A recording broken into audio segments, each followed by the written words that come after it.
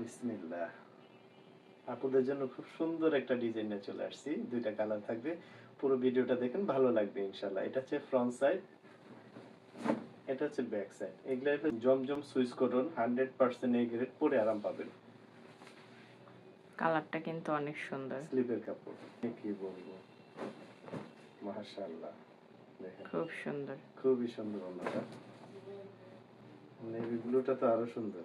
এটা রেখে কোনটা নেবেন? মাশাআল্লাহ।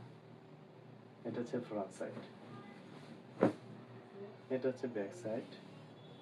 এখানে স্লিপের কাপড় দেওয়া আছে, চাইলে আপনি ফুল স্লিপ বানাতে পারবেন।